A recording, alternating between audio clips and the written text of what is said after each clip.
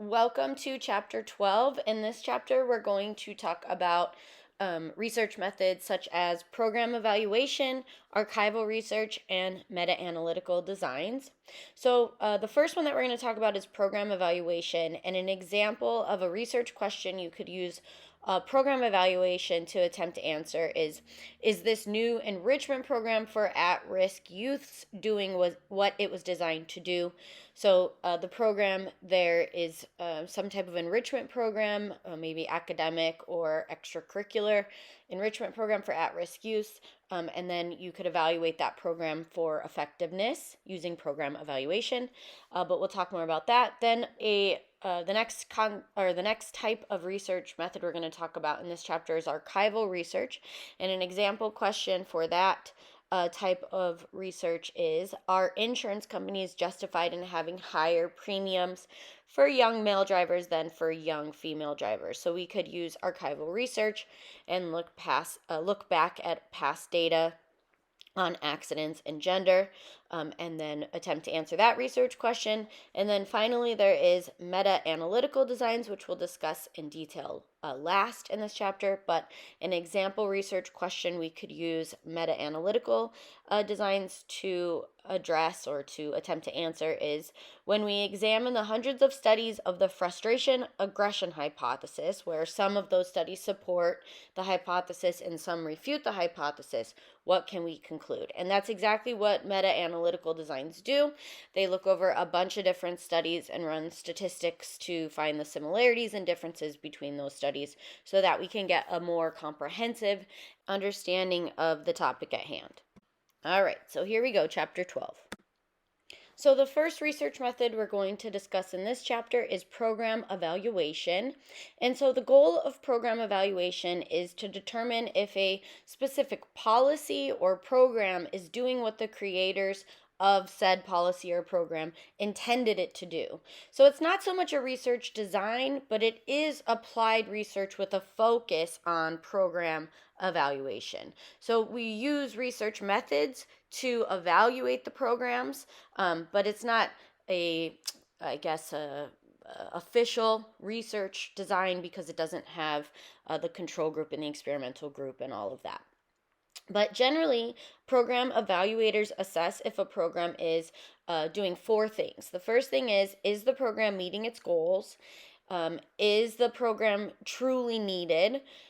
Is the program cost effective? And is the program being run efficiently? So program evaluators might be asked to evaluate a program and do all of those four things or some of those four things. But then afterwards, the program evaluators make suggestions for improvement to kind of the head bosses or the CEOs, the people in charge of the organization or the company.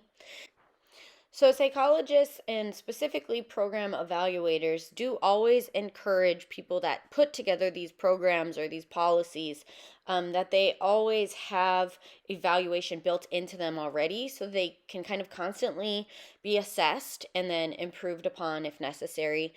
So sometimes program evaluators will return to evaluate programs over and over again, making suggestions and then giving the program time to make those improvements, and then coming back and evaluating and seeing if they're good to go now or if there's some more suggestions to make. So it can be an ongoing thing, or program evaluation can just happen once. It really depends on what the organization or business wants out of the program evaluation, what information it is they're looking to attain, and what they're looking to achieve with their program. So a program evaluator could come in at the construction of the program, or it could come in at the middle of the program while it's already been going. It's already been started. It could come in, the program evaluation could come in at the end of a policy or a program to see if it actually worked. It just depends on the situation. But either way, the first step in creating a program and essentially creating what will become a program evaluation, or already is a program evaluation, is determining if there's even a need for this program. So that could be done at the beginning of developing a program. Hopefully it would be done. But it can also be done in the middle. Like, are people still needing this program? Are people still using this program? And also, is the program meeting the needs of the people? So when we kind of determine whether the need is being met and whether the program is needed by the people, it's called doing a needs analysis. And so determining this need might involve archival research, which we're going to talk more about coming up, but essentially it's examining available data. Determining this need might involve surveying potential users of the program and asking them if their needs are being met. And then determining a need might involve conducting focus groups within the target community, where you ask if there is a need for the program, or again, if the need is being met by the program. But at any rate, once a need is determined, so in other words, that the program will meet that need and that the people will use that program, then evaluators must make decisions about which measures they're going to use to evaluate the program. So we accomplish that by creating what are called outcome measures. Programs usually have goals and they have sub goals, and ways to measure that the goals and sub goals are being met, but they have to decide how they're going to measure the goals and what the goals are, obviously, in advance. So measures must ensure objectivity because the evaluators will usually be people working in the program. So they generally have a vested interest in the program being successful. If the program's not successful and gets shut down, they don't have a job anymore. So they're certainly not like going to be able to be completely objective, but by creating the goals and the measures of whether or not the goals are being met, by creating that at the outset of the program, rather than after it's already started, you can hopefully kind of avoid some bias that way. So, if the measures don't allow for any subjectivity whatsoever, then the bias is not an issue. So, if it's just a matter of did this task get accomplished, yes or no, and there's no variability in observations between program evaluators on that. So it's like the goal is they either made 2 widgets or they didn't make 2 widgets, and there's no way to be subjective about whether they were made or not. But that's difficult to do because most evaluation measures are subjective in some regard. I mean, even if you say something is finished, yes, they finished the widget.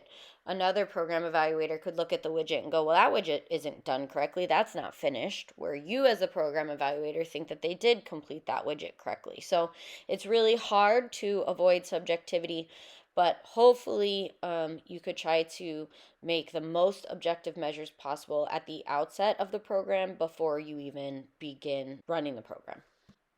So, common goals that are measured in social programs are: is this program improving the lives of the people that are in the program? So, is it working? Programs are sought out by people that have addiction issues, that come from low socioeconomic status, that are survivors of some type of assault or abuse, people that suffer from mental illness. So there's all different types of reasons that people seek out programs, and the programs should be helping those people with whatever issue they started attending the program to help with.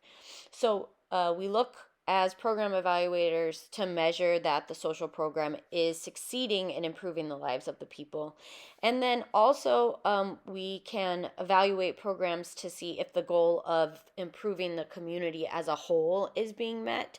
So there can be programs that are designed for individuals, but then the program evaluator wants to see if the success within the program is kind of spilling over into the community. And then there can also be programs that are set up to be community-based programs, and so then they are evaluated as a whole to see if the community-based program is helping or improving the community in some way. And then another common outcome that's measured is user satisfaction. So, are people in the program enjoying the program? If they're not enjoying it, they're likely to stop attending. Are they getting out of the program what they need? Are their needs being met? Are they being helped? Are they seeing improvements in their lives? So, those are some of the common goals that are measured in program evaluations.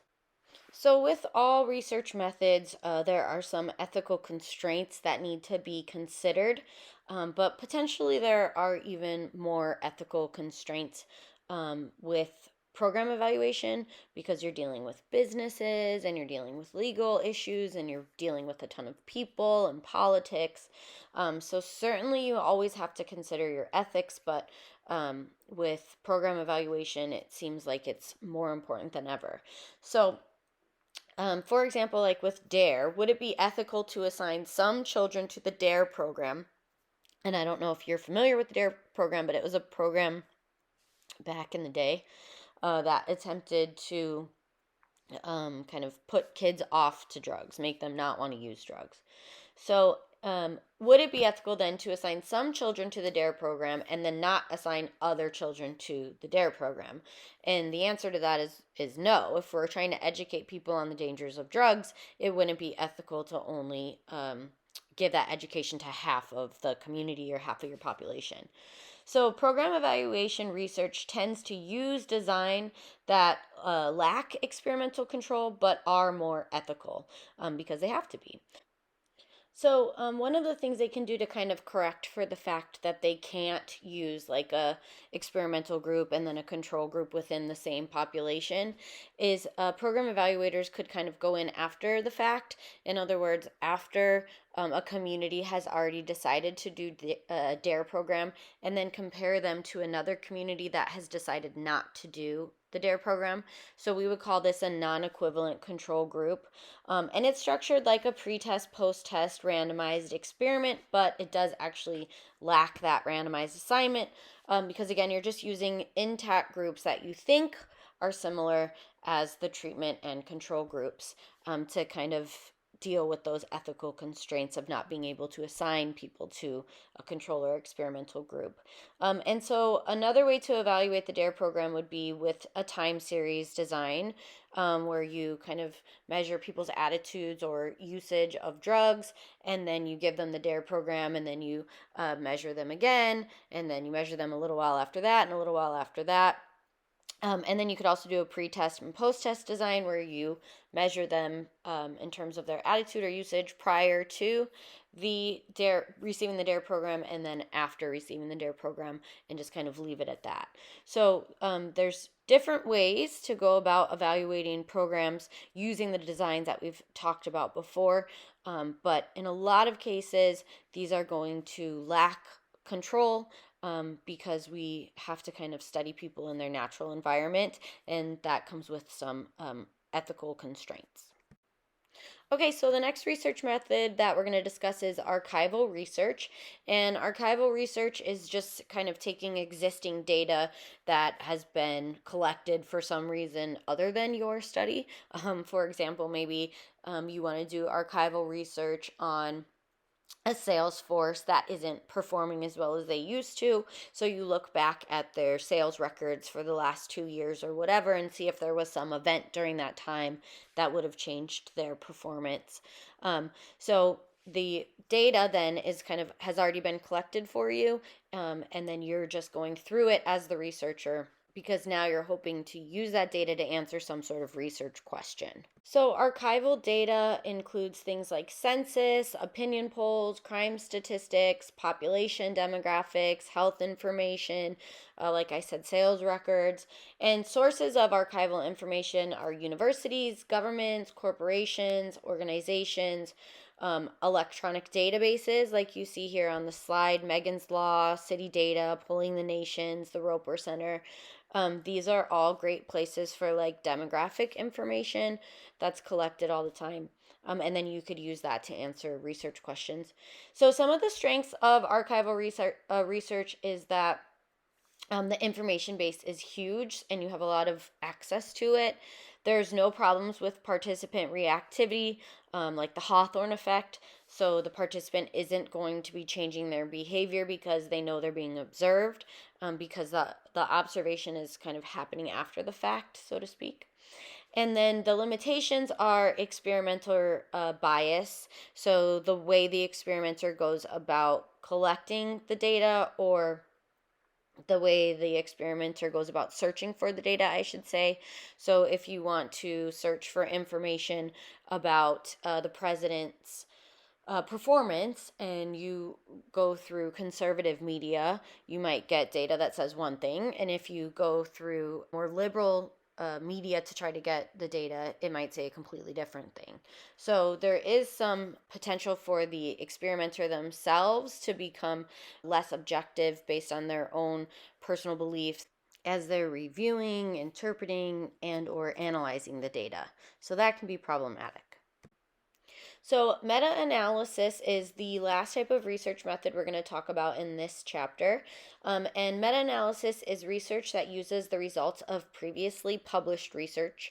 So, researchers using this method are not going out collecting new data or running experiments or anything like that. They're just looking at the data from articles that they found in databases and journals. So, what meta analysis does is it measures the combined effect size in many studies of the same variables. So, as a reminder, effect size is the strength of or size of an effect. In other words, the size of the difference between the two groups. So, when we do this combining of the effect sizes, sometimes the variables may be a little different in terms of their operational definitions, but as long as the underlying constructs are the same, we're able to combine those effect sizes. So, for example, if your variable is introversion and you want to combine the effect sizes from study A on introversion with study B on introversion, then you would need to just make sure that the underlying kind of construct or the underlying definition of those two variables are the same. Um, but the exact operational definition does not have to be the same. So if there's a couple words different, but the gist is still there, so to speak, then you're able to use a meta-analysis. And normally, because we all kind of build off of each other's research and try to replicate other research and stuff, we all tend to have similar ideas about what introversion is and any of these different variables that we're studying. So normally we're able to do meta-analysis. So to give you one last specific kind of definition of meta-analysis, it's a statistical technique where we combine effect sizes of correlational and experimental studies, and this allows us to better estimate the true relationship among variables than each individual study does alone. Okay, and that is it for chapter 12. So thank you for listening to the end. I will talk to you on the next one. Have a great day.